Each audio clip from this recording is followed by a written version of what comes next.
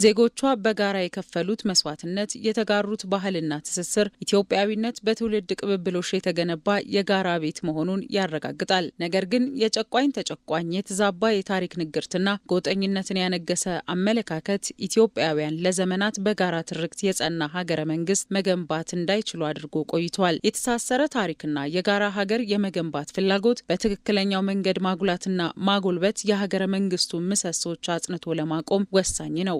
ከስልጣኔ ማዕከል እስከ የንግድና የባህል ማዕከላት፣ የተፈጥሮ ሀብት እንዲሁም የማህበራዊ መስተጋብር አውታሮች ድረስ ያሉት ሁሉም የታሪክ አሻራዎች እርስ በእርስ የተሸመኑ ናቸው። ይህ ሁሉን አቀፍ የታሪክ ትስስር አብሮነትንና ሀገራዊ አንድነትን በማይናወጥ መሰረት ላይ ለመትከል የሚያስችል ነው። በኢትዮጵያ ውስጥ የሚኖሩ ህዝቦች በዘመናት መካከል አብረው ሲኖሩ በብዙ መልኩ የተጋመዱ፣ የተሳሰሩ፣ የተጋቡ፣ የተዋለዱ እና በጋራ የኖሩ ናቸው። ሁሉም በጋራ ዘምተው በጋራ ሞተው ያጸኑልን ያቆዩልን ሀገር እንዳለ ያሳያል።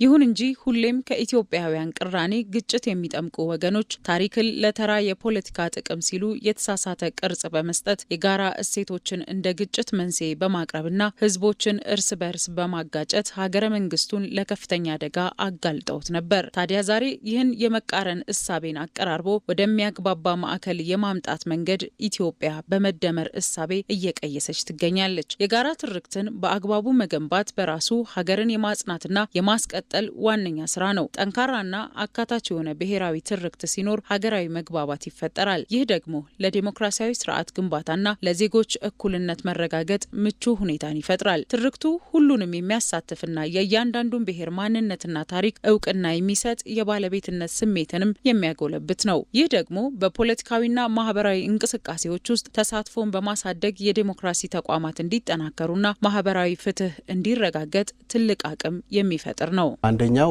የፍጹም አንድነት ትርክት፣ ሁለተኛው ደግሞ የፍጹም ልዩነት ትርክት የሚባሉ ሁለት ትርክቶች ከአንድነትና ከአብሮነት ይልቅ መከፋፈልን ከዛ ባሻገር ደግሞ ሽኩቻን፣ ልዩነትን፣ አለመግባባትን ሲፈጥሩ ቆይተዋልና እነዚህ ትርክቶች በአጠቃላይ በህዝቦቻችን መካከል ሲፈጥሩ የነበረው ወደ ፖለቲካ ለመረጋጋትና ወደ ጽንፍ ፖለቲካ ያመራበት ሁኔታ ነው ያለው።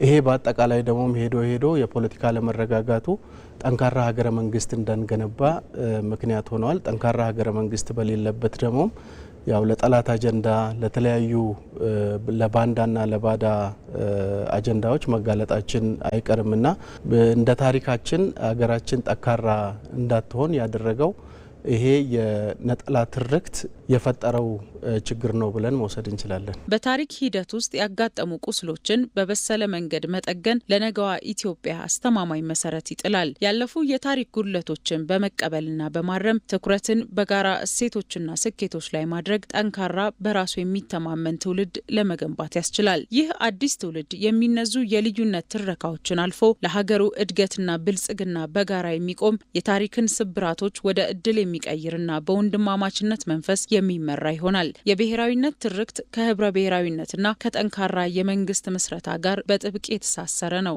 እያንዳንዱ ብሔራዊነት የራሱ የሆነ ጠንካራ ሀገረ መንግስት ለመገንባት አስተዋጽኦ አለው። ይህንን ለማድረግ